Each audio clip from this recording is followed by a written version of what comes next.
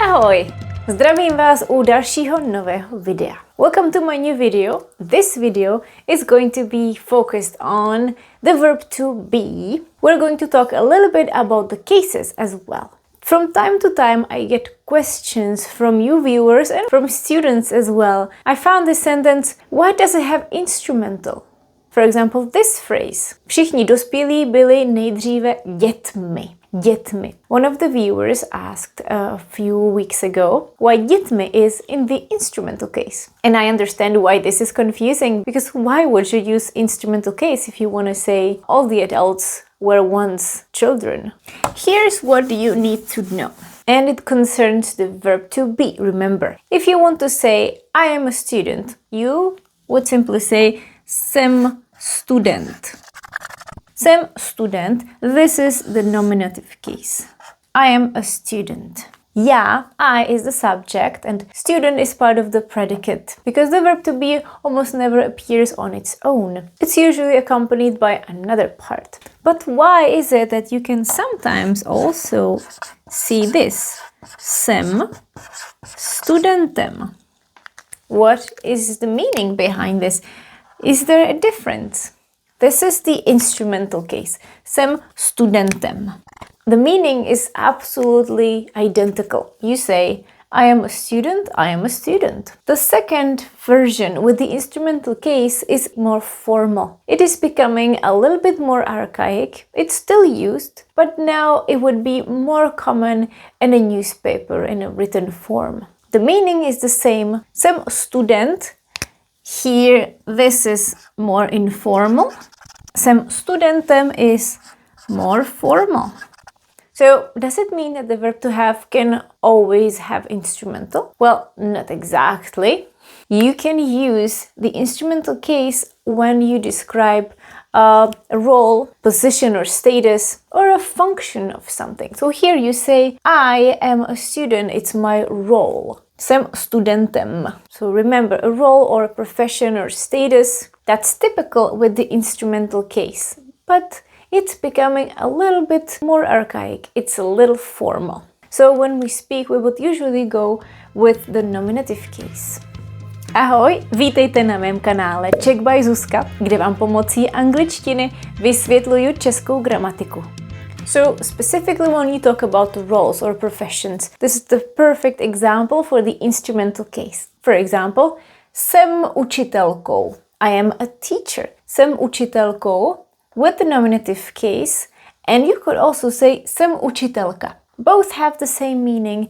Here is the instrumental case and here is the nominative case. And the only difference is this sounds a little bit more formal. And this is a little bit more informal. In the past, it was much more common to use the instrumental case in these examples. Now it's becoming a little bit less frequent. Or here, for example, Václav Havel byl prvním českým prezidentem. Václav Havel was the first Czech president. The instrumental fits here because maybe this is taken from a text. It sounds educated. But if you say Václav Havel byl první český prezident, nominative case, it's also correct. It doesn't sound bad at all. It's just a little bit more informal. And you can also see the instrumental case in this very typical question you can direct to any child. Čím bys chtěl být, až vyrosteš? Who would you like to be when you grow up? We mean, what would you like to do as a profession? Čím, what would you like to be? Here, if we say, co bys chtěl být, it also works, but this phrase remains more common with the instrumental case. Čím bys chtěl být? So what do these sentences have in common? They all contain the verb to be. Jsem učitelkou. Václav Havel byl prezidentem. He was a president. Čím bys chtěl být? The verb to be can be in any tense, in any form. And the noun or adjective that would appear in the instrumental case would typically express a role, a profession, a function, or means of something. So it's not only reserved for people. Remember that the instrumental forms will be more formal, but they mean exactly the same thing. We typically use the instrumental case when we talk about desired roles or professions. When you say, I would like to be this and this person, or if I were a president, for example, this would be typical for the instrumental case, although not the only option. Remember, the nominative would be a little bit more informal. So, for example, chtěl bych být novým starostou. I would like to be the new mayor. Chtěl bych být novým starostou. This would be the instrumental case, more formal. And you could also say, chtěl bych být nový starosta, more informal. I also want to point out that the instrumental case is typically used with passive voice. For example, this sentence could be slightly modified. We could say, chtěl bych být zvolen. Zvolen, this would be the passive voice, zvolen as in elected. I would like to be elected the new mayor. In this case, when you use passive voice like this, it would only be in the instrumental case. It would not work with the nominative case. But this is not what I want to talk about here. I just wanted to point out that you have to be mindful when it concerns the verb to be and not passive voice in the sentence. Then you have two options. Nominative for informal language and instrumental for more formal language. A typical phrase where instrumental is very fitting is, if I were you. In Czech there would be Kdybych byl or byla tebou. If I were you, I would change everything. Kdybych byla tebou. Kdybych byla tebou. This is much more common with the instrumental case. It's not very typical that people would say kdybych byla ty. Nominative case. In fact, this can even become shorter. You could also say já být tebou. If I were you, this is explicit, and then you can also shorten it. Já být tebou, tak tam nechodím. If I were you, I wouldn't go there. Also, typically, with the instrumental case, this one sounds a little strange in the nominative case. This construction, if I were such and such, is typical with the instrumental. There are many songs that sing, for example, Kdybych já byl kovářem. If I were a blacksmith. Kdybych já byl kovářem. If I were a blacksmith, kovářem. And you could also say the nominative, that would be kovář. Kdybych já byl kovář, a blacksmith. And there is another song, Kdybych byla vlaštovkou. If I were a swallow, like this little bird.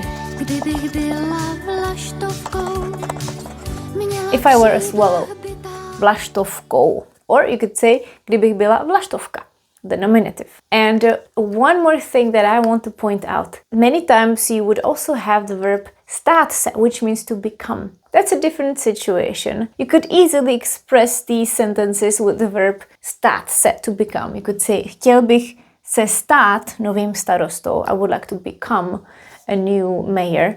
In that case, stát se always goes with the instrumental case and not the nominative. So remember, when we have a passive voice, just like I showed you earlier, chtěl bych být zvolen novým starostou, that one goes only with the instrumental case, as well as if we replace the verb to be by the verb stát se.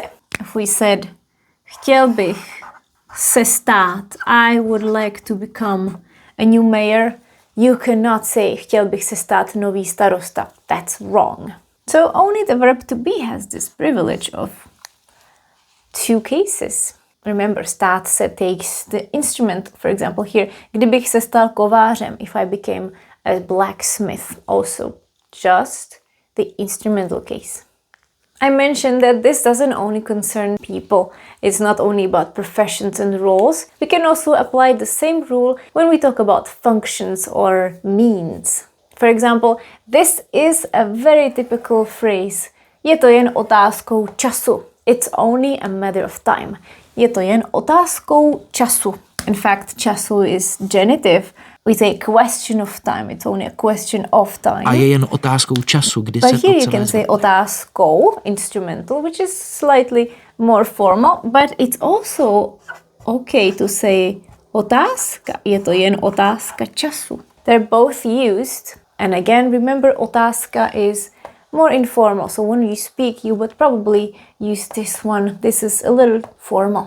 Or another one, co bylo příčinou nehody? What was the cause of the accident? Which has the same structure, also instrumental, and then here is genitive, the cause of accident.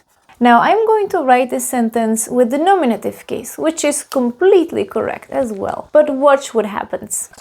Co bylo příčinou nehody, or co byla příčina nehody? There is one change. Příčinou, instrumental. We changed it for a nominative.